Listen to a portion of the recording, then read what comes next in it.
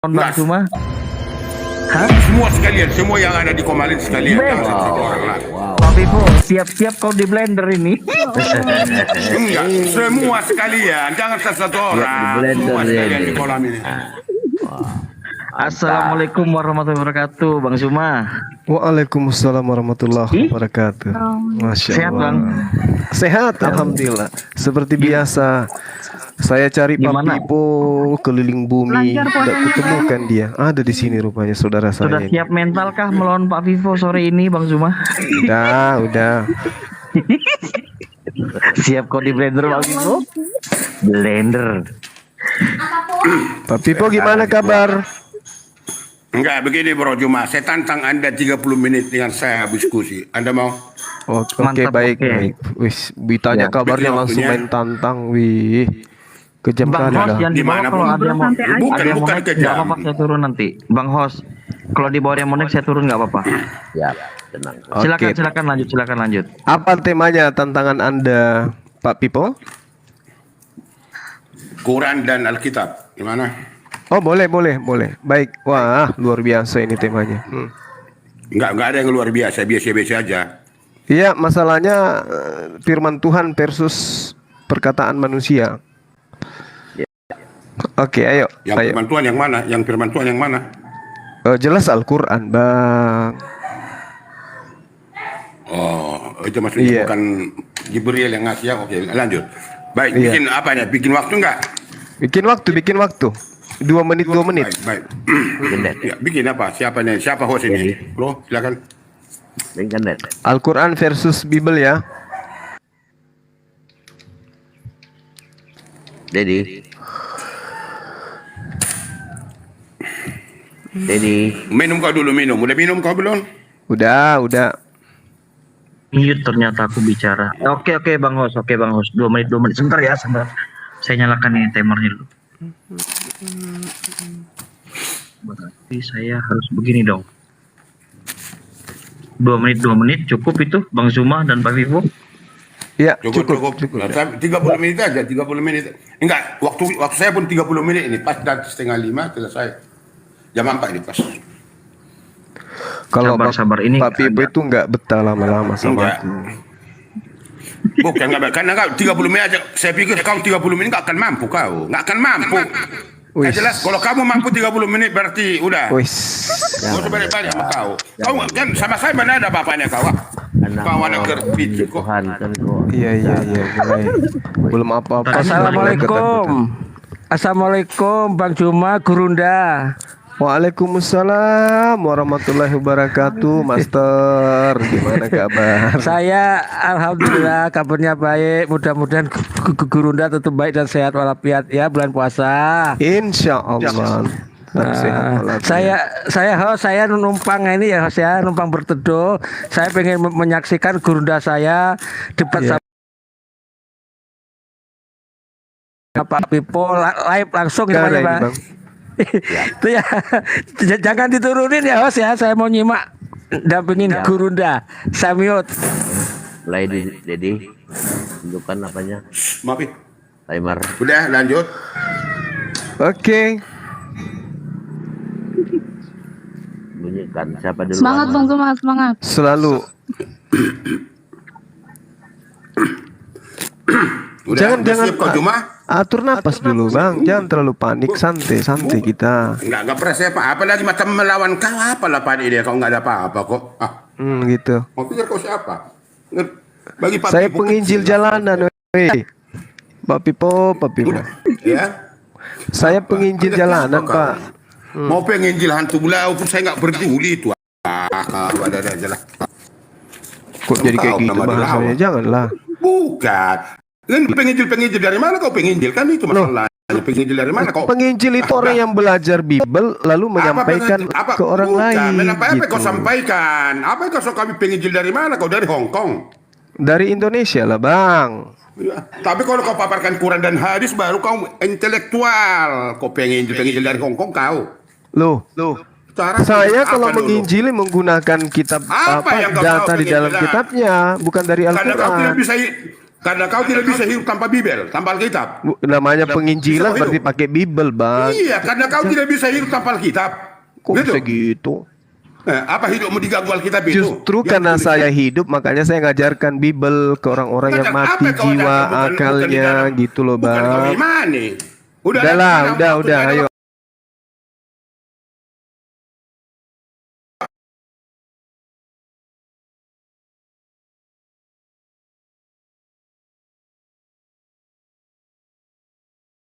Ya. Oke. Bible yang Anda maksud di sini kan perjanjian baru, Bukan kitabnya saya orang Kristen. maksud, bicara kau jangan anak kecil. Bukan Kitabnya maksud, orang mas Kristen, kitabnya orang Kristen itu kan ini, Utarakan Bang. dari hadis dari Quranmu. Tunggu, sabar dulu, sabar. Apa mau ditunggu? Apa mau ditunggu? Kitabnya orang Kristen itu kan perjanjian baru, Bang. Ya Quran kan? dan hadis buka utarakan dulu. Kau siapa? Kau datang-datang seperti itu. Kau ngerti? Oke, baik. Di dalam Itu. bisa dimulai? Mana waktunya? Bentar lagi, bentar. Istrinya takut. 30 menit nanti. Istrinya takut kamu Lanjut. penyakit gula. Hah? Iya, Bang. Udah. Udah. Dua menit lah, Bang.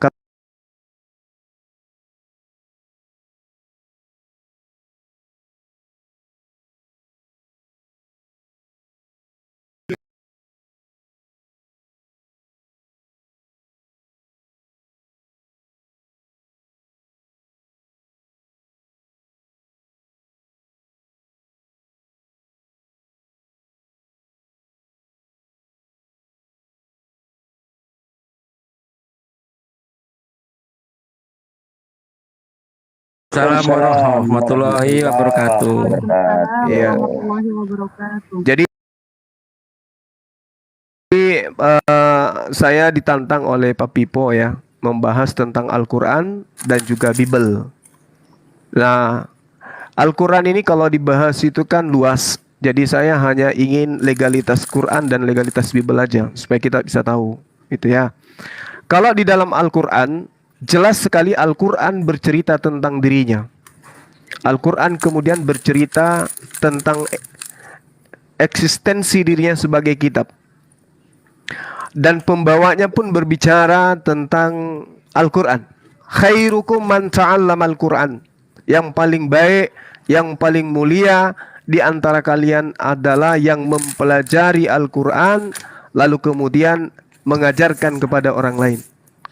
Nama lain daripada Al-Quran itu adalah zikr. Ya. Jadi nama lain daripada Al-Quran itu zikr. Makanya dikatakan di Al-Quran bil bayyinati waz zubur wa ansalna ilaika zikr. Maka kami turunkan, kami wahyukan Al-Quran kepadamu litubayyina linnas. Habis waktunya. Aduh, sebentar.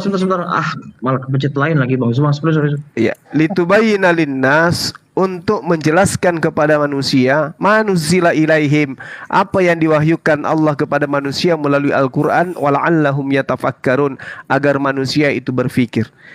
Jadi Al-Quran membahas dirinya, tentang Al-Quran menyebutkan dirinya, maka kemudian umat Islam itu percaya diri kepada Al-Quran, kepada dirinya, dan percaya kepada Al-Quran sebagai wahyu Allah. Laqad adallani aniz zikr ba'da izja'ani wa kana syaitanu lil insan hazula. Sesungguhnya dia telah menyesatkan aku dari Al-Quran ketika Al-Quran itu telah datang padaku, dan adalah syaitan itu tidak mau menolong manusia. Nah, jadi Al-Quran, oke, sudah. Nah, oke, silakan Anda bahas materi yang sama. Bible membahas Bible, Al-Quran membahas Al-Quran. Silakan. Baik, terima kasih kepada Anda, host di Komal ini. Saya hargai Anda masukkan saya. Rekan-rekan Muslim yang ada di Komal ini, baik pun di dalam kolom komentar. Saya Pak Pipo hanya sebatas diskusi. Salam bagi rekan saya Kristen. Yesus Tuhan memberkati kita seluruhnya. Baik. Alkitab atau Bible tentang Quran, dan pasti dua ada sisi. Secara Quran dan hadis itu saya tidak memahami. Dari dulu saya katakan tidak memahami. Kalau saya pun hanya sebatas bertanya. Lalu saya akan paparkan Alkitab saya yang dipegang orang Kristen yang diimani. Alkitab adalah wahyu Allah kepada manusia. Terdiri dari 66 buku yang disebut di dalam bentuk satu buku, 22 buku.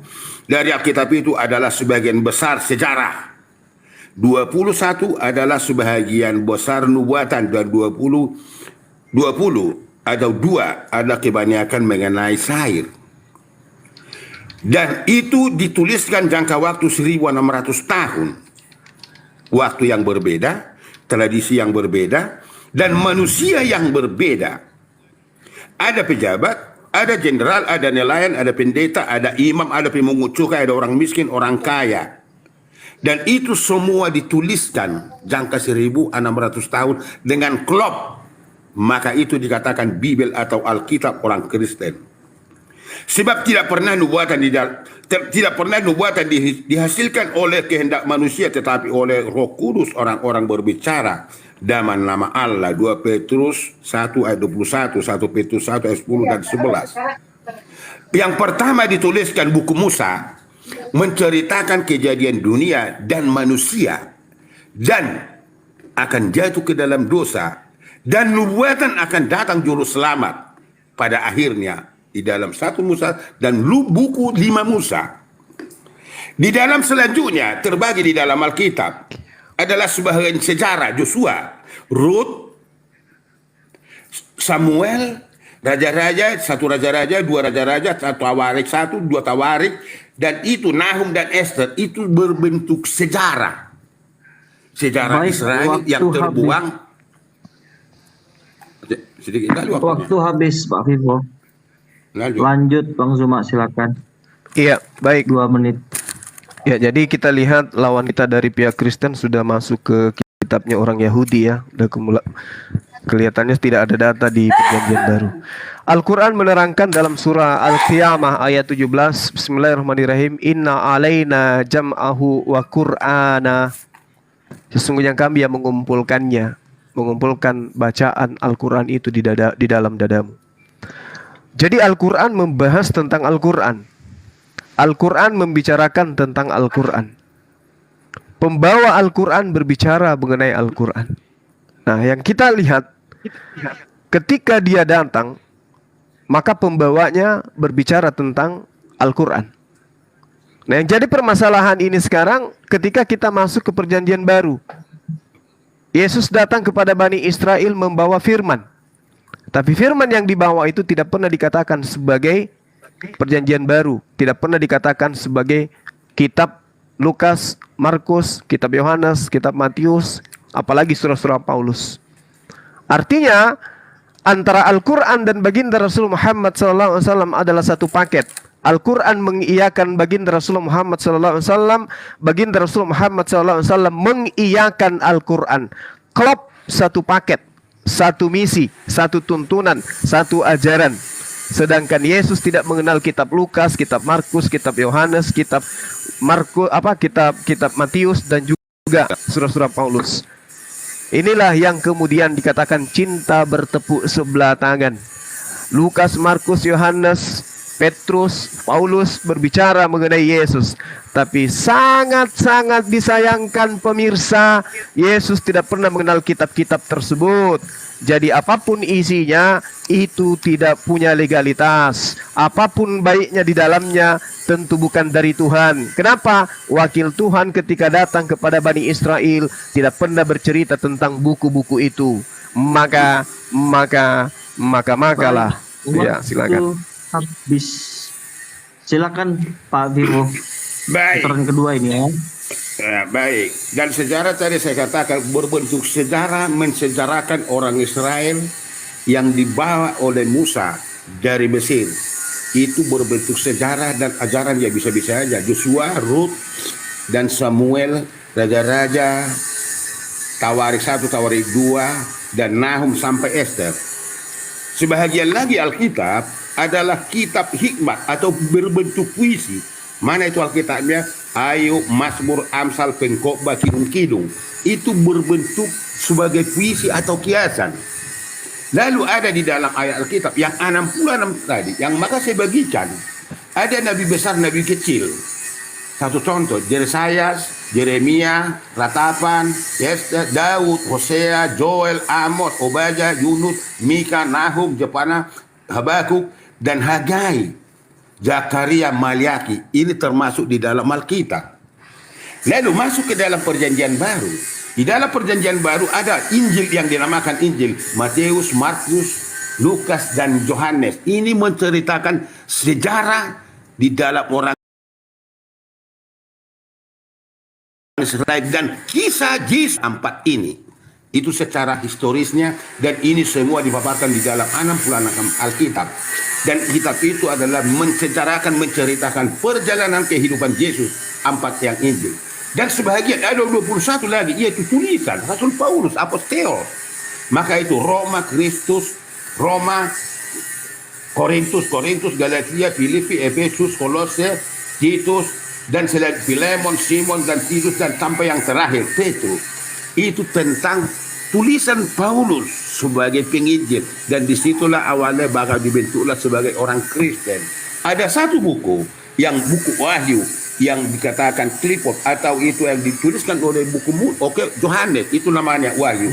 Jadi lengkap ini buku. Silakan. Oke.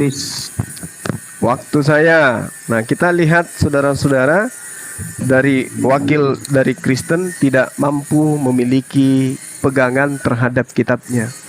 Karena memang Yesus tidak mengenal kitabnya mereka. Al-Quran mengatakan dalam surah Al-Baqarah ayat 78, Bismillahirrahmanirrahim, wa minhum ummiyuna la ya'lamuna al-kitaba illa amaniya wa inhum illa yazunnun. Dan di antara mereka ada yang buta huruf, tidak memahami kitab para nabi, tidak memahami kitab Torah, tidak memahami kitab-kitab terdahulu, kecuali hanya berangan-angan dan mereka hanya menduga-duga. Ini Al-Quran yang menerangkan. Sejatinya, kalau kitabnya teman Kristen itu firman Tuhan, maka Yesuslah yang memberikan legitimasi terhadap kitab itu. Layaknya baginda Rasulullah Muhammad SAW memberikan legitimasi terhadap Al-Quran. Khairukum man ta'allamal Quran wa 'allamahu. Sahih. Nah, sekarang mari kita lihat di dalam pengajaran Yesus, Yohanes 1 nomor 18, tidak seorang pun yang pernah melihat Theos, tetapi anak tunggal Theos yang ada di pangkuan Theos, dialah yang menyatakannya. Kata menyatakan ini adalah terjemahan yang keliru. Yang benar adalah mentafsirkan atau menerangkan atau menjelaskan. Sebagaimana original teksnya mengatakan exegomai atau exegesis. Yesuslah yang mentafsirkan tentang firman Tuhan kepada Bani Israel, bukan Lukas, Markus, bukan Yohanes, juga Matius, juga bukan Paulus. Yesuslah yang mentafsirkan, Yesuslah yang menerangkan tentang Tuhannya, bukan orang-orang yang tadi. Oleh karena itulah kemudian Yesus sama sekali tidak pernah berbicara tentang kitab karangan Lukas, karangan Markus, karangan Petrus, dan semua yang diimani oleh teman-teman Kristen. Dengan kata lain, benarlah apa yang dikatakan Al-Quran surah Al-Baqarah ayat 78. Mereka buta huruf sehingga karangan manusia disangkanya firman Tuhan. Demikian. Waktu habis. Lanjut Pak Vivo. Saya belum masuk kepada pertanyaan saya tentang Quran dan hadis ada. Maka akan saya paparkan kembali tentang Alkitab kami.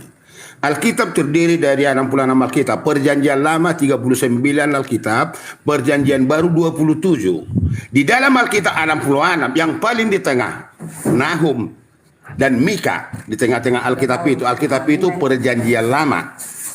Dan tetapi di dalam Mazmur dikatakan di situ bahwa Alkitab itu yang terpanjang adalah di dalam Mazmur. 5 Alkitab yang terpendek hanya 1 pasal. Obadya, Filemon, dan surat Yohanes 2, surat Yohanes 1 dan 3. Itu yang terpendek di dalam Alkitab tentang ayat. Alkitab 1989 pasal. Ingat, perjanjian lama 929 pasal dan perjanjian baru 260 pasal. Pasal yang terpanjang di dalam Alkitab adalah Mazmur 119. Yang terpanjang, yang terpendek Mazmur 117 yang terpendek. Hanya 2 ayat di dalam Mazmur. Alkitab itu otentik dan secara garis besarnya akan saya paparkan kepada Anda. Dan semua ayat di dalam Alkitab itu 31.102 ayat. Perjanjian Lama 223.145 ayat. Perjanjian Baru 7.957 ayat di dalam Alkitab orang Kristen. Dan ayat yang terpanjang tadi ada itu di dalam kata-kata adalah Ester 8 ayat 9, 81 kata. 350 huruf. Itulah di dalam Alkitab. Alkitab ini adalah yang dimiliki orang Kristen sampai saat ini. Dan ini semua terpapar secara otentik. Bahwa Alkitab itu ada mastermind-nya. Siapa dia? Roh Kudus yang menuntun orang menuliskannya. Berbagai karakter, berbagai tradisi, berbagai jabatan. Baik, waktu habis. Lanjut. Silakan lanjut Bang Zuma. 10 menit lagi. 10 menit lagi. Lanjut. Bang Zuma. Iya, oke. Monitor. Jadi yang kita oke. Kedengaran suara saya? Kedengaran. Oke. Dengar, Bang. Oke. Jadi yang diutarakan oleh wakil Kristen hari ini hanya mengklaim kitab. Siapapun bisa mengatakan kitab kami. Tetapi Yesus tidak mengenal kitab itu. Yang Yesus nomor 31 sampai 33 jelas sekali. Di situ apa yang difirmankan Tuhan. Ketika Tuhan berfirman, Akulah Allah Abraham, Allah Ishak, Allah Yakub, dan dia bukanlah Allah orang mati, melainkan Allah orang hidup. Ini Yesus sedang membacakan kitabnya Nabi Musa. Keluaran 2 nomor 24, Keluaran 3 nomor 15, Keluaran 3 nomor 6, Keluaran 6 nomor 2 dan seterusnya. Yesus tidak pernah mengutip kemudian kitab-kitabnya orang Kristen. Lukas, Markus, Matius, Yohanes, apalagi surah-surah Paulus. Apalagi kisah para rasul. Itu tidak pernah dikutip oleh Yesus. Oleh karena itulah kemudian benar yang dikatakan Al-Quran. Wa minhu ummiyuna la ya'lamuna al-kitab. Di antara mereka ada orang buta huruf yang tidak mengenal kitab. Kecuali hanya angan-angan mereka dan menduga-duga saja. Sementara ketika kita berbicara mengenai Al-Quran, Al-Quran menceritakan tentang dirinya. Zalikal kitabul la raiba fihi hudal lil muttaqin. Kitab Al-Quran ini tidak ada keraguan padanya, petunjuk bagi mereka yang bertakwa. Tahukah Yesus tentang kitab Lukas? Tidak. Tahukah Yesus tentang surah-surah Paulus? Tidak. Tahukah Yesus tentang surat Markus dan seterusnya? Tidak sama sekali dari Yesus. Jadi kalau ingin hidup yang benar, ya, maka harus ada panduan dari sang pembawa kabar, sang pembawa firman. Yesus mengatakan, aku tidak berkata-kata dari diriku sendiri. Apa yang aku katakan adalah apa yang diperintahkan. Yesus berkata sesuai dengan perintah. Lukas berkata sesuai dengan mulutnya sendiri. Tidak ada perintah, tidak ada wahyu, tidak ada ilham. Demikian. Waktu habis tepat. Lanjut Pak Vivo, 2 menit. Baik. Persingkat waktu ya. Anda sudah memaparkan di dalam Alkitab karena kemampuanmu dan nalar Anda tidak ada. Kamu tidak bisa hidup tanpa Bibel Alkitab.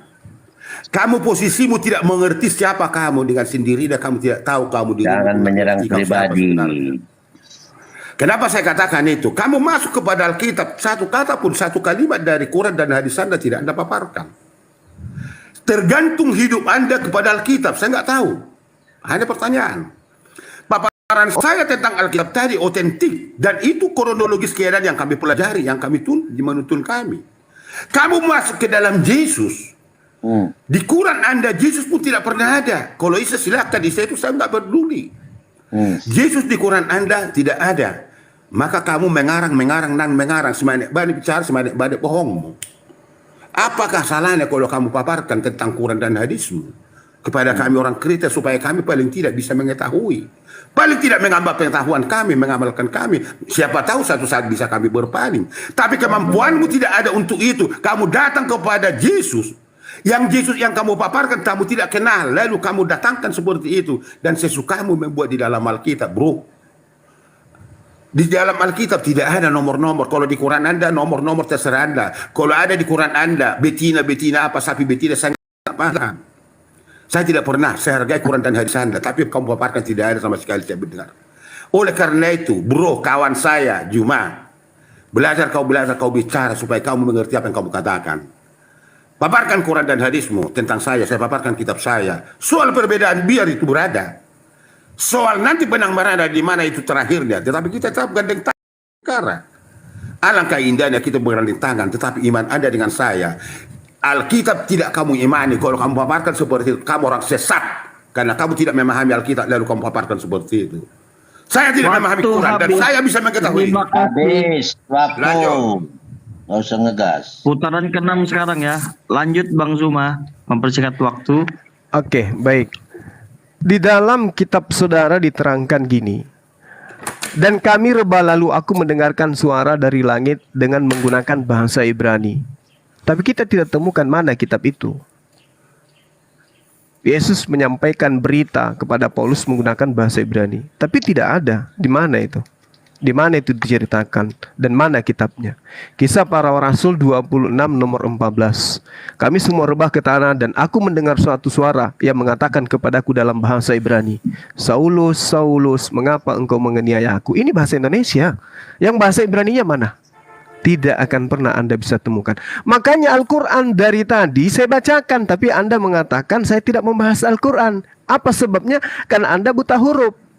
Wa minhum ummiyuna la ya'lamuna al-kitaba, dan di antara mereka ada yang buta huruf, tidak memahami kitab kecuali hanya berangan-angan dan mereka hanya menduga-duga. Ayat selanjutnya mengatakan fawailul ladzina yaktubuna al-kitaba biaidihim. Celakalah orang-orang yang menulis buku dengan tangan mereka sendiri. Kemudian dia berkata ini dari Tuhan. Summa yaquluna hadza min indillah, ini dari Allah. Inilah yang terjadi saat sekarang. Makanya ketika Al-Quran berbicara tentang dirinya, dia mengatakan dirinya sebagai firman Allah, dia membahas tentang dirinya sebagai kalam Allah, dia datang kemudian membenarkan baginda Rasulullah Muhammad SAW, dan Rasulullah Muhammad SAW membenarkan Al-Quranul Karim. Bagaimana dengan kitab saudara? Lukas, Markus, Matius, kitab Rasul, surah Paulus. Apakah ada pembenaran dari Yesus? Tidak. Wahai manusia, ikutilah kitab Lukas, ikutilah kitab Yohanes, ikutilah surah-surah Paulus yang ada 14 surat itu. Juru selamatnya adalah Yesus. Saudara, kalau dia juru selamat, maka tentu dia mengajarkan Biblos Perjanjian Baru. Demikian. Silakan Pak Vivo mempersingkat waktu Pak Vivo. Di Quran Anda saya nggak paham. Makanya saya bertanya. Di Quran Anda ada Nabi Isa. Nabi Isa lalu mengambil tanah lalu menghembuskan napas, maka terjadilah burung. Bagaimana cara dia untuk menghembuskan napasnya? Kok menjadi burung? Burung itu terbang. Seolah-olah kalau saya paparkan itu, kalau saya pertanyaan saya, apa Allah Anda itu lupa menjadikan burung dulu? Kenapa harus Nabi Isa lagi membuat burung dari tanah lalu menghembuskannya? Isa dari mana itu? Apa itu sama dengan Isa atau dengan Allah? Apa Allah itu lupa menjadikan burung? Dan sekarang burung apa yang diciptakan Isa itu? Biar saya pelihara dulu kalau bisa. Itu satu sejarah barangkali saya nggak ngerti. Apa tujuan Isa membuat burung? Untuk apa faedahnya? Bagi orang yang mendengar, bagi ajarannya. Karena di Alkitab setiap mujizat yang diberikan Yesus maknanya ada tujuan yang dalam. Itu semua tertera di dalam Alkitab. Persis apa tujuan dari ayat itu. Satu contoh. Orang buta menjadi melihat. Buta secara rohani, secara mata. Karena orang banyak yang melihat secara mata, tetapi buta secara rohani. Maka orang buta ini matanya dan imannya. Orang buta katakan sewaktu Yesus lewat, anak Daud, kasihani saya. Bukan matanya ya dicelekan, dibuat menjadi terang, tetapi imannya yang awalnya, anak Daud, kasihani saya.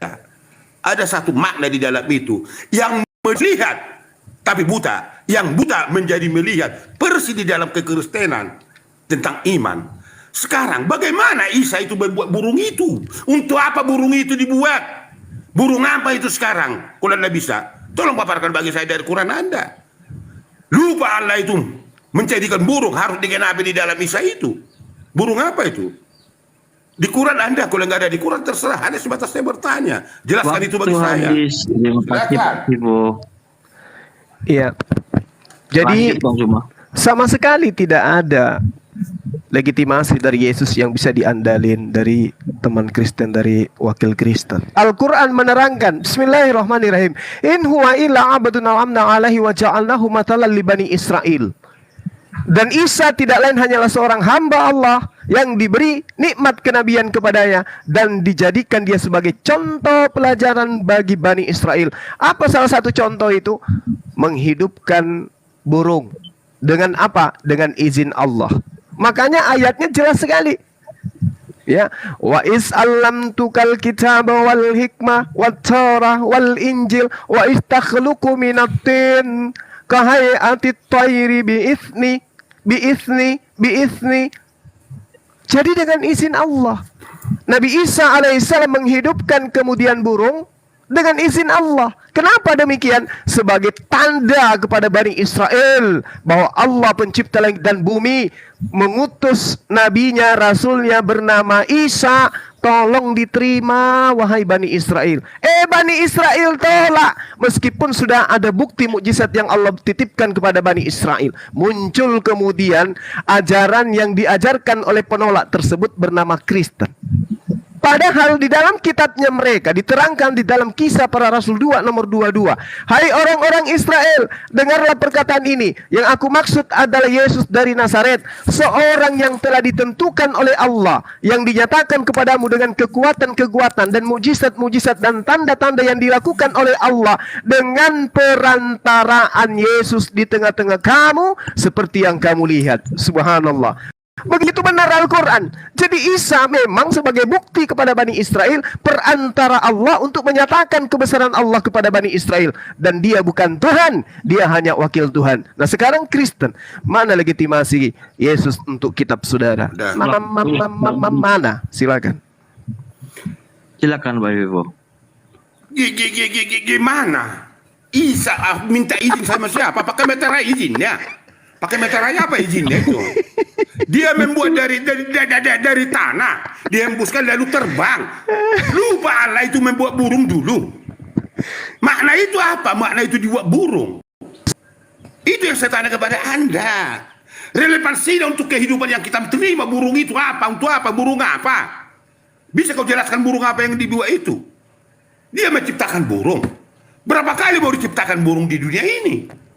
Kok hanya burung? Minta izin apa? Pakai meterai izinnya. Pakai apa itu izinnya itu? Anda katakan kan pakai izin. Izin dari mana?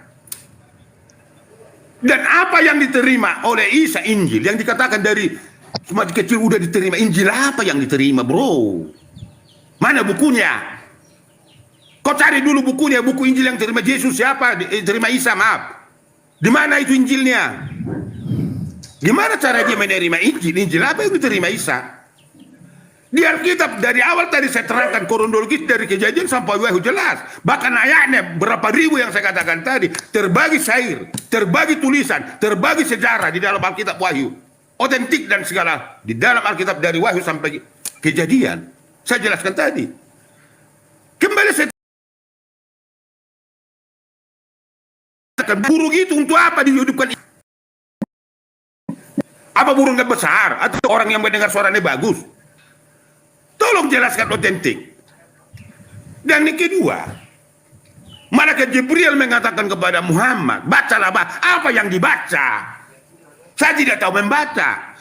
Kok malaikat Jibril disuruh orang yang membaca dia, yang orang itu tidak tahu membaca? Bagaimana kronologis kejadian itu? Saya nggak paham. Bacalah.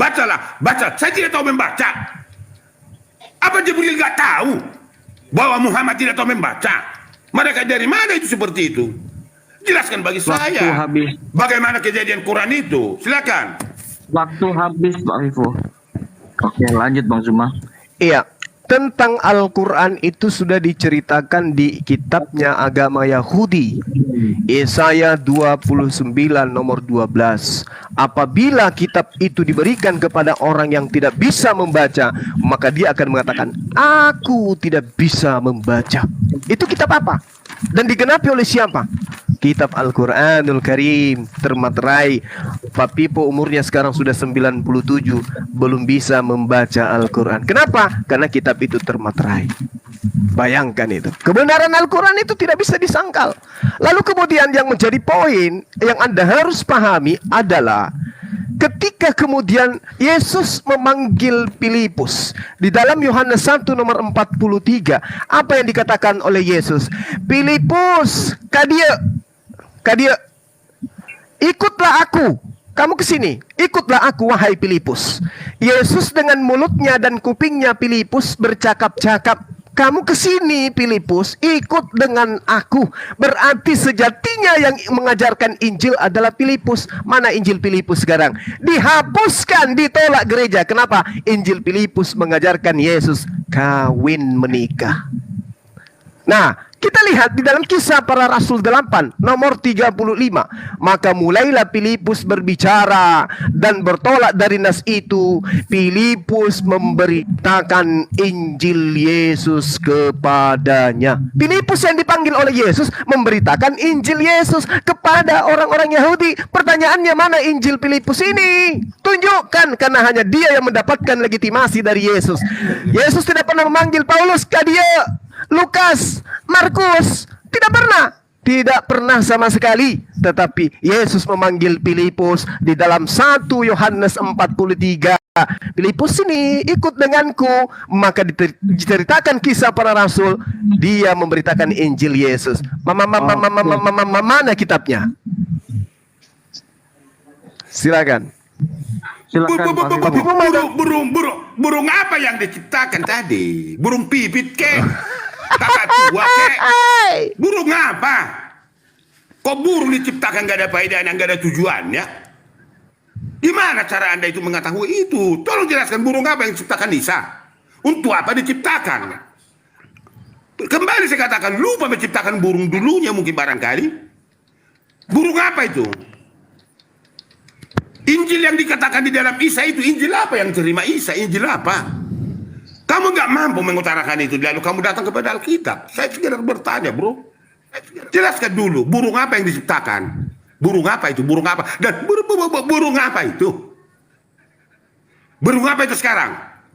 Mana tahu bisa saya pelihara enak. Bahkan satu sejarah yang otentik lah itu kan. Enak itu dipelihara barangkali, saya nggak tahu. Kau jelaskan dulu secara mendetail kalau kau bisa di dalam Quran dan di hadis Anda. Saya nggak bisa. Apa yang penjelasan Anda saya terima, tetapi tidak saya imani. Alkitab jelas itu dan terkoordinir dan itu otentik secara kisah. Bahkan saya terangkan tadi secara ayat seluruh dan pembahagian ayat. Ayat yang terpendek, ayat yang terpanjang. Secara otentik. Dan dikuasai oleh Roh Kudus mereka menulis. Menulis itu sebagai manusia yang dituliskan adalah kekuasaan Tuhan. Injil yang 4, ingat, bukan penginjil yang mengutarakan, tetapi penginjil yang 4 ini, Matius, Lukas, dan Markus, dan Yohanes, pesan Tuhan melalui Roh Kudus, mereka tuliskan pesan itu. Memakai pikiran, iya. Memakai akal, iya. Karena mereka dituntun oleh kuasa Tuhan. Maka saya katakan, bagaimana itu Bang Jibril tidak mengenal Muhammad kok disuruh membaca? Pertanyaan saya, apa yang mau dibaca? Buku kek? Apa kek? Jelaskan dulu secara otentik dan secara nalar Anda barangkali. Menjadi ada Quran. Bagaimana itu cara menulisnya? Lisan kek atau dipaparkan? Bukan kau baca tapi pikiran bunyi itu kau buat ini menjadi Quran. Saya nggak paham. Tapi kau ada malaikat mengutarakan baca tapi tidak tahu orang yang membaca. Bagaimana cara kita menalar itu? Bagaimana kita menerima itu? Silakan Bang Cuma. Oke, baik. Jadi jelas ya teman-teman sekalian, bahwasanya ketika Pak Pipo menuntut burung apa itu sudah menandakan beliau sudah keok. Karena kalau itu yang dijadikan pertanyaan, saya pun bisa bertanya, ikan goreng jenis apa yang dimakan oleh Yesus? Ikan apa? Mana tahu ikan pausi atau kapal selam yang digoreng. Bukan begitu cara berdebatnya Pak Pipo. Sudah saya jelaskan bahwa Nabi Isa alaihissalam itu menghidupkan burung. Ya, dengan izin Allah dia membangkitkan Lazarus dengan izin Allah. Bahkan Petrus membangkitkan Nabi Isa juga dengan izin Allah. Oke, jadi jangan larinya ke sana. Kita berbicara tentang tema yang Anda pilih, Al-Quran dan Biblos. Al-Quran diceritakan oleh Allah. Al-Quran diceritakan oleh baginda Rasulullah Muhammad SAW. Yesus dengan Biblos, perjanjian baru. Yesus tidak pernah membahas tentang kitab Lukas, karangan Markus, karangan Yohanes, karangan Petrus, karangan Paulus. Tidak pernah Yesus berbicara tentang kitab itu, buku itu. Lalu bagaimana sebuah buku bisa dijadikan sebagai panduan dalam beragama, sementara Yesus sebagai jalan kebenaran tidak pernah bercerita tentang buku itu? Ini namanya cinta bertepuk sebelah mata, sebelah tangan. Cobalah buktikan kebenarannya Pak Pipo. Jangan justru semakin lama semakin benar ayat suci Al-Quran ini yang mengatakan kalian adalah umat buta huruf yang tidak bisa membedakan antara firman Tuhan dan karangan manusia. Wa minhum ummiyuna la ya'lamuna al-kitaba illa amaniya wa inhum illa yazunnun. Kamu buta huruf Pak Pipo. Kenapa karangan orang-orang yang tidak jelas kamu katakan itu firman Tuhan? Bagaimana itu? Silakan. Silakan Pak Pipo. Bagaimana malaikat Jibril mengatakan kepada Muhammad membaca? Apa mau dibaca Muhammad? Apa mau dibaca? Buku ke? Lisan ke? Terangkan dulu. Apa yang dibaca? Saya nggak tahu membaca, kok disuruh membaca, dipaksakan membaca. Gimana itu malaikat Jibril nggak ngerti orang yang disuruh membaca, nggak kenal malaikat Jibril Muhammad, kok disuruh membaca? Udah di Muhammad katakan saya nggak tahu. Bacalah sampai ke 3 kali. Apa aja mau dibaca? Hei, tolong dulu. Apa mau dibaca? Burung tadi, burung apa? Burung lato-lato kayak apa kayak mau diciptakan? Kalau Anda katakan seperti itu, hanya saya bertanya, atau kiasan atau umpama, jelaskan bagi saya. Alkitab saya terangkan kepada Anda secara otentik, secara garis besar dari awal sampai akhir. Soal pengajarannya nanti kita paparkan pengajarannya. Awalnya dulu Quran dan Alkitab bagaimana kejadiannya. Itu yang saya mau dulu sementara ini. Ini masih pemanasan. Kalau saya gas nanti kau tumbang. Ingat kata-kata saya. Jelaskan dulu. Burung apa? Bisa kau buktikan burung itu? Kok ada burung yang diciptakan? Apa faedahnya bagi orang yang mendengar itu burung itu? Kan gak ada. Lalu dia bertanah, dia embuskan, lalu terbang. Ya sudah sebatas itu. Apa manfaatnya bagi saya, bagi Anda mungkin barangkali? Kalau katakan izin Allah, pakai izin, pakai meterai, pakai izin apa? Hanya burung. Kok pakai izin hanya burung diciptakan? Berarti luar biasa burung itu yang diciptakan itu harus pakai izin. Iya kan? Berarti faedah burung itu ada. Karena besarnya, karena cantiknya, karena suaranya, jelaskan dulu. Supaya saya lebih memahami. Saya tidak memahami, maka saya bertanya kepada Anda. Malaikat Jibril bertanya kepada Muhammad. Yang ditanya pun gak ngerti, cuma saya gak tahu. Mau dibaca, disuruh membaca, gak tahu membaca. Bagaimana cara menerima itu secara pemikiran saya? Gak bisa. Jelaskan. Waktu habis, oke. Lanjut Bang. Iya. Jadi di dalam kitabnya orang agama Yahudi, ya, jelas sekali dikatakan wa amerlo ya dati sefer. Aku tidak bisa membaca kitab itu. Ketika kitab itu diberikan, dan apabila kitab itu diberikan kepada seorang yang tidak dapat membaca dengan mengatakan baca ikra, maka ia akan menjawab, aku tidak dapat membaca. Lo ya dati, aku tidak dapat membaca. Nah, kemudian Pak Pipo bertanya, apa yang mau dibaca? Jelas sekali kok ayatnya. Baca ayat selanjutnya, di situ sudah terurai. Iqra bismi rabbikal ladzi khalaq. Bacalah dengan menyebut nama Tuhanmu yang menciptakan. Khalaqal insana min 'alaq. Dia yang menciptakan manusia dari segumpal darah. Iqra, bacalah dengan nama Tuhanmu yang mulia. Allati 'allama bil kalam, yang mengajarkan manusia dengan pena. 'Allamal insana ma lam ya'lam. Yang mau dibaca itu adalah Allah Maha Pencipta, Allah Maha Mulia, Allah Maha Mengetahui. Allah mengajarkan manusia dengan perantaraan pena. Nah sekarang kalau penanya bukan pena dari Allah, maka yang terjadi seperti sekarang.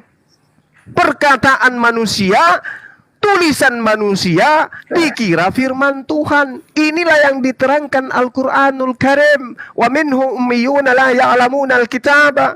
Makanya Pak Pipo sampai sekarang kejang-kejang, tidak bisa mempertanggungjawabkan keotentikan kitabnya, legitimasi kitabnya, pengabsahan kitabnya dari Yesus. Nggak ada.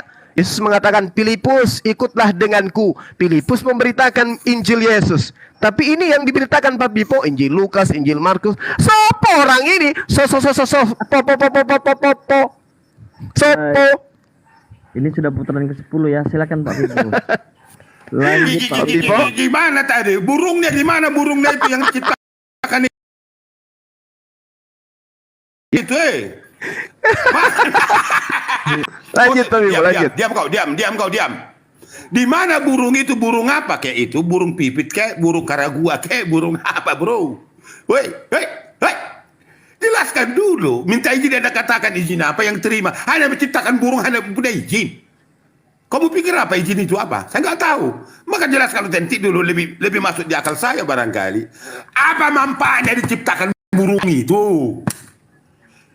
Kalau begitu apa memang lupa diciptakan burung dulu, dia kurang lengkap, kurang sempurna, lalu ciptakan burung. Lalu terbang, nggak ada masalahnya lagi barangkali. Manfaatnya kan nggak ada. Alangkah mujizat yang lain diberikan kalau hanya sebatas itu. Kalau Anda katakan, saya nggak tahu. Maka saya katakan kepada Anda, berarti Muhammad sudah membaca Tuhan. Anda katakan membaca Allah, saya nggak tahu. Kalau itu Anda paparkan. Kalau itu sudah mengerti yang apa yang dibacakan oleh Muhammad. Kenapa dia pergi lagi ke Warokal? Ngapain dia ke sana? Ngapain ke Warokal lagi dia? Di bawah Hodijah dia lagi ke Warokal. Orang-orang Ibrani yang sana. Ngapain kalau dia sudah menerima, sudah mengerti yang dibacakan Muhammad pada saat itu tentang apa yang dikatakan malaikat Jibril? Ngapain ke sana? Jalan-jalan, tamasya. Gimana cara Anda? Kalau sudah otentik dia tahu apa dibacakannya. Anda katakan tadi bahwa Tuhan Allah pengasih apa segala macamnya itu sudah tahu. Kenapa dia pergi lagi ke Warokal? Ngapain ke sana? Warokal pun nggak ngerti siapa itu malaikat Jibril, nggak pernah jumpa. Kok ditanya kepada dia? Coba dulu kita paparkan itu. Alkitab saya paparkan tadi secara otentik, secara garis besarnya. Saya katakan, Anda penulisnya bagaimana, cara ditulisnya bagaimana, syairnya bagaimana, tentang Injil bagaimana, Wahyu bagaimana, lengkap dari awal, dari Kejadian sampai Wahyu. Secara maka itulah Alkitab, 66 Alkitab itu. Lanjut. Lanjut Bang Zul. 5 menit lagi ya bro. Waktu saya ini pemanasan, nanti kita akan jumpa lagi ini 5 menit lagi. Saya akan ada urusan. Oke. Jangan ketawa kau dalam penderitaanmu lah. Kalau begitu TikTok aja ya. Pak Vivo dan Bang Zuma TikTok aja ya. Iya. Dan kuat dia TikTok. Nanti tumbang dia. Kau tanggung jawab ya. 10 menit lah, 10 menit TikTok, 10 menit ya. Iya 10 menit. Tapi kau tanggung jawab ya kalau tumbang dia, saya nggak urusan saya ya. Oke. Karena Pak Pipo, coba terangkan kepada saya apa kata Yesus terkait dengan perjanjian baru. Silakan. Oke, 10 menit TikTok nih ya. Oke, lanjut. Dengarkan baik-baik. Makanya kamu pakai kuping, jangan pakai mulut. Perjanjian baru ada 4 Injil dituliskan murid-murid tentang kisah Yesus. Bukan murid-murid merencanakan itu. Dia dikuasai oleh Roh Tuhan melalui Roh Kudus. Maka pesan Tuhan, kisah Yesus dituliskan 4 Injil itu. Itu bedanya. Ingat, bukan keluar dari murid-murid ajaran, bukan. Itu pesan dari Tuhan melalui Roh Kudus kepada 4 penginjil itu. Maka dikisahkanlah tentang Yesus, bagaimana dia hidup, bagaimana dia naik, bagaimana dia datang nanti kedua kali. Itu pertanyaan Anda yang saya jawab. Maka saya paparkan tadi, Injil keempat itu adalah kitab Injil berbentuk sejarah, iya. Berbentuk kisah Yesus dituliskan pengempat Injil ini.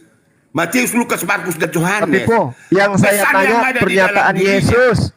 Pak Pipo, pernyataan saya yang dikatakan Yesus tentang Injil Lukas, Markus, Matius, Yohanes. Tidak pernah Yesus menuliskan Injil. Tidak pernah Yesus bukan menuliskan, memberikan legitimasi agar orang Kristen menggunakan buku-buku tersebut. Murid-murid menuliskan kisah Yesus, dituntun kuasa Tuhan melalui Jadi tidak ada legalitas dari Yesus. Tidak ada legalitas. Yesus itu adalah Tuhan, tidak perlu legalitas. Bukan itu. Tidak ada legalitas Yang mendapatkan Tidak ada legalitas itu cuma murid-murid Thomas. keempat itu Yang mendapatkan menuliskan legalitas itu kisah cuma Yesus Filipus. tentang iman mereka.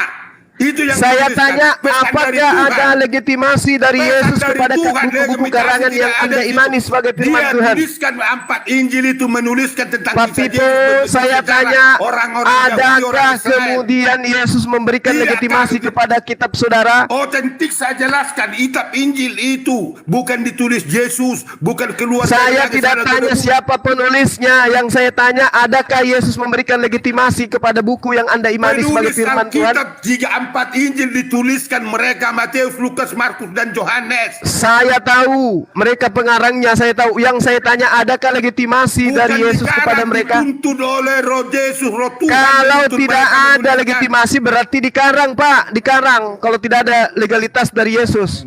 Apa? Ada nggak? Iya, iya. Iya, iya, mama itu. Mama di depan, mama. Dibantu itu Bapak, dibantu. Bantu bapaknya, bantu. Ayo, Ada tidak legalitas dari Yesus terhadap kitab Kristen? Silakan. Saya katakan itu udah ada dekat Matius, Lukas dan Markus Injil keempat dituliskan bukan atas kemauan mereka tetapi pesan dan pesan dari Tuhan bagi mereka itu turun rekurs baru menuliskan Ngarang bebas itu namanya itu ngarang Udah. bebas. Lalu Yang saya tanya lalu legalitas saya tanya dari kau, Yesus. ngapain Muhammad lagi eh. ke Warokal? Ngapain dia ke Warokal? Saya tanya kau, ngapain ke Warokal dia? Ngapain dia? Ngapain? Ngapain Saya Warokal tanya masuk kepada begitu? saudara, dia ke Waraka Udah saya jawab. atas Udah dengarkan. Udah saya jawab. Ada tidak legalitas udah saya dari jawab. Yesus? Itu jawabannya. Ada atau Bagaimana tidak itu ada? Muhammad kok pergi ke Warokal? Ada Ngapain dia ke atau Warokal? nggak ada? Ngapain ke Pak Warokal? Pipo? Sementara kau Dia mengatakan ke tadi Waraka. bahwa Muhammad Dia ke sudah menerima Waraka Tuhan. karena Waraka Ya. itu ahli kitab. Ternyata setelah datang kepada Waraka, apa yang dikatakan? Apa Waraka? Yang Apa datang Waraka kepadamu mengenal itu Jibril? adalah Apa Waraka malaikat mengenal Namus. Jibril? Malaikat yang Apa pernah Waraka? datang kepada Nabi Apa? Musa alaihi salam. Apa Selesai. Waraka menerima Namus Jibril? itu Menerima berasal malaikat dari Jibril? kata nomos dalam bahasa Yunani yang artinya hukum-hukum. Apa Waraka? Makanya Al-Quran itu Apa berisi Waraka? hukum-hukum. Apa Waraka? Taurat berisi Mengenal hukum-hukum. malaikat Jibril? Karena yang Ngapain dia pergi ke membacakan situ? kepada Weh, kedua orang itu melancong. Nabi Musa dan Nabi Pekerjaan. Muhammad adalah malaikat Jibril yang disebut dengan Namus. Nah sekarang apa Waraka tidak mengenal? ada? Apa Waraka mengenal malaikat Jibril? Apa Waraka mengenal malaikat Jibril? Waraka mengatakan bahwa itu adalah Namus yang datang kepada Nabi Musa alaihissalam. Apa dia mengenal Nabi Musa malaikat Jibril? alaihissalam ketika Apa menerima dia Torah, mengenal malaikat ketika Jibril? menerima Torah, malaikat Jibril itu selalu datang kepadanya menyampaikan petunjuk. Itu yang perlu Anda pahami. Baca kitabnya orang Yahudi biar ngerti Apa bahwa Waraka Musa mengenal menerima firman malaikat Jibril? melalui Di perantara mana Waraka malaikat. mengenal malaikat Jibril? Kok ditentukan itu? Di mana Waraka Waraka mengenal malaikat itu Jibril? ahli Torah. Waraka Di itu mana adalah ayatnya itu? ahli Waraka kitab. mengenal malaikat Jibril di mana? Di mana? Di Quran ada malaikat Jibril. Waraka itu adalah ahli kitab. Iya, Tidak sama di mana seperti dia mengenal Anda. malaikat Jibril? Ahli Dari mana dia mengenal angan-angan. malaikat Jibril? Hey. Dari mana dia mengenal malaikat Jibril? Loh, dia ahli kitab, Pak. Dia ahli kitab. Dia belajar Iya. kitabnya orang Yahudi. Kitab apa? Mana kitabnya? Kitabnya Kitab orang apa? Mana Yahudi kitabnya? jelas Mana menceritakan kitabnya? bahwasanya Nabi-nabi kitabnya? menerima firman dari Nabi Allah apa? Mana melalui kitabnya? perantaraan malaikat. Perantaraan, Makanya mana ketika kitabnya? Mana kitabnya? ketika Maria Jelaskan. mendapatkan ilham Kitabnya wahyu, mana?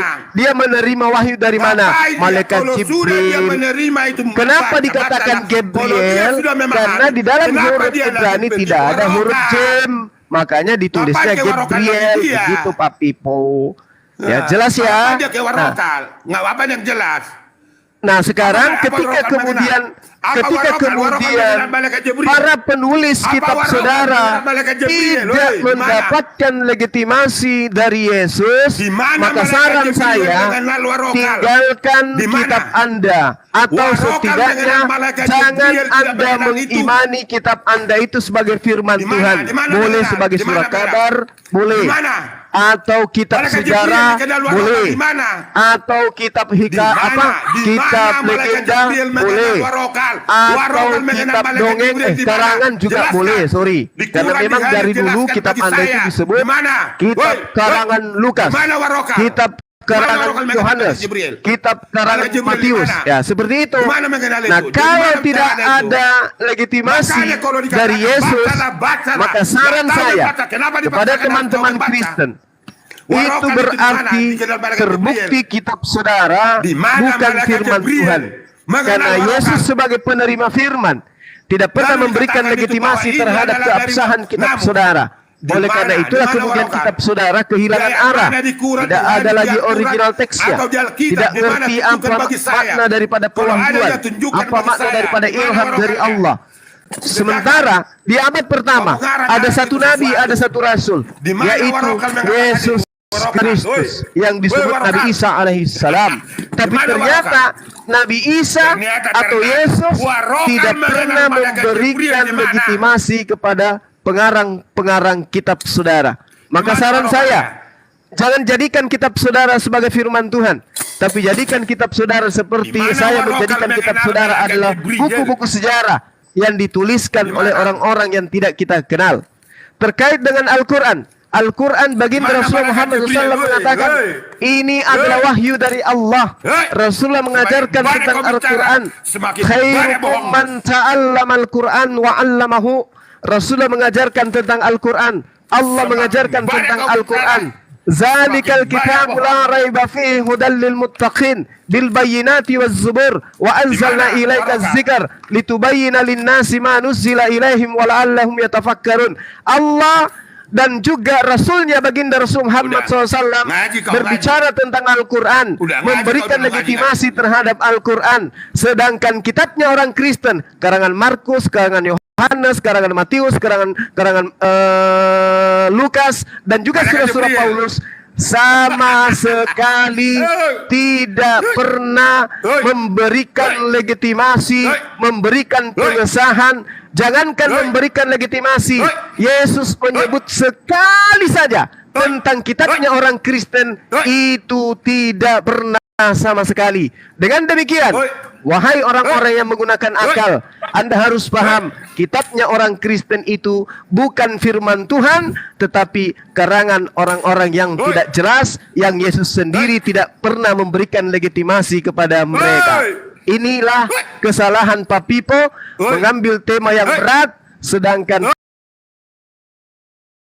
pernah diberikan legitimasi lebih dari Tuhannya Nabi Musa alaihissalam. Oke, maka dari itulah kemudian kalau kita bertanya kepada orang Kristen, apapun jabatannya, setinggi apapun sekolahnya, apakah ada legitimasi dari Yesus terhadap pengarang-pengarang kitab saudara, terhadap kitab saudara? Ternyata sama sekali. Yang terkait di dalam Al-Quranul Karim, di dalam surah Al-Ma'idah ayat 110, bagaimana kemudian Rasulullah Muhammad SAW menghidupkan Nabi Isa alaihissalam, menghidupkan burung, itu diceritakan di dalam kitab Thomas, diceritakan di dalam Injil Thomas, di bab 2, nomor 1, nomor 2, nomor 3, nomor 4, nomor 5. Di nomor 6-nya disebut Yesus menepukkan tangannya dan berseru kepada burung-burung pipit itu, enyahlah engkau wahai burung-burung pipit. Lalu burung pipit itu hidup terbang sambil mencicit. Jadi menurut Injil Thomas yang dibuang oleh gereja, di mana Thomas adalah murid asli daripada Yesus, diceritakan sesuai dengan Al-Quran, Yesus menciptakan dari tanah liat dengan izin Allah berupa burung bernama burung pipo, burung pipit. Ah, itulah dia. Jadi Al-Quran mendapatkan legitimasi dari Allah. Ketika Nabi Isa menghidupkan burung, ternyata ada satu Injil yang ditolak oleh gereja, yaitu Injil Thomas. Yesus menghidupkan burung pipit atau burung pipo. Demikian teman-teman sekalian. Masya Allah, luar biasa. Terima kasih Adinda Dedi. Di mana warokal yang jumpa malaikat Jibril? Di mana? Tahan Pak Pipo. Di mana? Pak Pipo. Pak Vivo tahan. Pak Vivo tahan. Tidak, Karena tidak. waktunya closing statement. Karena Oke. wilayah Wita udah mendekatin buka puasa. Allah Silakan Akbar. closing Oke, statement bro. dari Pak Oke, Vivo bro. dulu Oke, 5 bro. menit. Silakan Pak Vivo. Closing statement Oh, dari iya, Pak iya. Vivo 5 menit. Silakan. Dia duluan, saya nanti terakhir. Ini kawan saya ini Bro Jume ini dulu. Oke, lanjut. Enggak, oke. Ketawa kau dalam jangan ketawa kau dalam penderitaan bola. Oke, silakan Pak Vivo. Pak Vivo silakan closing statement. Ini enggak begini. Kalau nanti saya jadi ini si Juma dulu lah Juma. Silakan. Nah, bininya manggil. Ya, Silakan udah, silakan cepat lah, Bang Zuma 5 menit. Oke, Bang Zuma baik. mempersilakan baik. itu. Masya Allah, Silakan. Masya Allah, Masya Allah. Jadi ketika Al-Quran berbicara, Al-Quran tidak pernah kemudian salah dari aspek manapun. Selalu saja Al-Quran itu ditemukan kebenarannya. Ketika kemudian Al-Quran diragukan kebenarannya, mana ada Rasulullah Isa alaihissalam menghidupkan burung? Ternyata di dalam kitabnya mereka yang ditolak oleh gereja, itu jelas sekali menerangkan bahwa Yesus betul ia membuat lumpur lunak dan darinya ia membuat 12 burung pipit. Dan kemudian dia tiupkan dengan izin Tuhan, burung-burung pipit itu menjadi hidup terbang sambil bercicit-cicit. Luar biasa Al-Quran ini. Kalau dikatakan ini adalah Injil palsu, apa dasar pijakannya gereja mengatakan ini Injil palsu? Bisa menunjukkan Injil yang mendapatkan legitimasi dari Yesus? Tidak sama sekali. Sementara di dalam karangan orang yang dikatakan Matius dalam Matius 10, Yesus berpesan kepada Thomas agar jangan ke bangsa lain. Yesus tidak pernah berpesan kepada Lukas, tidak pernah berpesan kepada Paulus, kepada Markus, tapi berpesan kepada Thomas, jangan ke bangsa lain. Belum lagi ketika kita melihat di dalam Yohanes 1 nomor 43, Yesus memanggil Filipus dan ternyata Filipus memberitakan Injil Yesus. Maka benarlah yang diterangkan oleh Al-Quran, wa minhum ummiyuna la ya'lamuna al-kitaba illa amaniya wa inhum illa yazunnun. Di antara mereka ada orang yang buta huruf, tidak memahami kitab kecuali hanya berangan-angan dan mereka hanya menduga-duga. Maha benar Allah dengan segala firman-Nya ketika kemudian Al-Quran menerangkan tentang Nabi Isa datang pada Bani Israel, menghidupkan tanah liat, lalu meniupkan tanah liat itu, lalu tanah liat itu berupa burung hidup dengan izin Allah sesuai dengan Al-Quran. Maka apa yang ditorehkan oleh Al-Quran itu dibenarkan oleh kitab yang ditolak gereja. Kenapa ditolak gereja? Karena muncul bersamaan dengan Al-Quranul Karim. Karena mirip Al-Quran. Sama dengan Injil Filipus ditolak oleh gereja karena Injil Filipus menceritakan Yesus menikah. Masya Allah, subhanallah. Nah sekarang ketika kita melihat kitabnya orang Kristen, Lukas, Markus, Yohanes, Matius, kemudian surah-surah Paulus, itu tidak ada Yesus pernah mengabarkan, hai orang-orang Yahudi, aku menitipkan Lukas, Markus untuk menuliskan sebuah firman kepada kalian, sebuah buku. Itu tidak ada. Tidak ada sama sekali. Berarti kitabnya saudara Kristen ini kitab ilegal. Kalau kita lihat dari susunan pewahyuan agama langit terhadap nabi-nabi, maka kitabnya orang Kristen itu adalah kitab ilegal. Kitab yang tidak diajarkan oleh para nabi. Sementara Yesaya mengajarkan tentang kitab Al-Quran. Yesaya 29 nomor 12, apabila kitab itu diberikan kepada seseorang, maka dia akan berkata, aku tidak bisa membaca. Dan siapa yang menggenapi itu? Hanya baginda Rasulullah Muhammad sallallahu alaihi wasallam. Sangat disayangkan menggunakan bahasa Ibrani. Yesus itu tertulis dalam bahasa Ibrani. Ternyata kitabnya orang Kristen seruannya hanya menggunakan bahasa Yunani, bahasa yang dianut oleh para pengajar ajaran paganisme. Saya kira begitu. Di sini sudah mulai mau azan ya teman-teman. Saya impakkan waktu saya untuk Pak Pipo. Mudah-mudahan waktu ini 6 menit bisa memberikan bukti legitimasi terhadap kitabnya orang Kristen. Demikian, salam tauhid, salam satu Tuhan, jayalah Indonesia, jayalah Islam. Allahu Akbar. Assalamualaikum warahmatullahi wabarakatuh. Waalaikumsalam warahmatullahi wabarakatuh. Terima kasih Pak Zuma. Closing statement yang sangat baik dari Bunda Zuma. Silakan Pak Vivo 5 menit closing statement. Baik, silakan saudara-saudara host, saya hargai Anda netral sekali saya lihat. Terima kasih rekan saya Muslim yang ada di Komali ini, rekan-rekan saya Kristen. Tuhan Yesus memberkati kita seluruhnya. Biarkan dia berkuasa kepada diri kita masing-masing. Yesus Tuhan Juru Selamat orang Kristen, orang seluruh yang mau menerima dia. Bro Jumah, saya tadi terserah Anda mau jawab, itu terserah Anda. Burung apa yang diciptakan Isa? Jelaskan dulu. Ini masih pemanasan bagi saya saat ini. Nanti saya akan jumpai Anda. Saya selangkah pun tidak akan pernah mundur dari Anda tentang diskusi, bro. Ya oke? Baik, kalau statement saya. Apa yang Anda paparkan tadi dari Alkitab, kalau saya katakan semakin banyak kau bicara, semakin banyak bohongmu. Kamu mengarang di dalam Alkitab. Kau dengar tadi saya bicara, kurang hanya sebatas saya bertanya. Karena saya tidak saya imani, maka saya tidak berhak memutuskan apapun itu, menarasikan itu. Sekedar saya bertanya, bisa? Maka saya tanya kepada Anda tadi dalam awalnya, burung apa yang diciptakan oleh Isa? Anda katakan minta izin, pakai meterai izinnya kek. Burung apa itu? Apa faedahnya itu diciptakan? Berulang-ulang saya katakan, lupa. Tuhan itu menciptakan burung, baru digenapi kepada Isa menciptakan burung. Saya nggak ngahu. Burung pipit kek, burung bangau kek, burung apa itu? Maknanya saya nggak ngerti. Lalu, Injil yang diberikan kepada Isa, Injil apa? Nggak bisa kau terangkan. Saya nggak ngerti ya bagaimana cara menalarkan itu. Yang ketiga, bagaimana malaikat Jibril menyuruh orang yang tahu membaca, harus kau baca, harus kau baca, harus kau baca. Apa mau dibaca? Udah dijawab, saya tidak tahu membaca, saya tidak tahu membaca. Kok dipaksakan membaca? Apa dia gak kenal? Itu terserah Anda, saya bertanya. Lalu dia pulang, dia bertanya oleh Pero Warokal. Warokal ini siapa? Dia kenal malaikat Jibril? Enggak.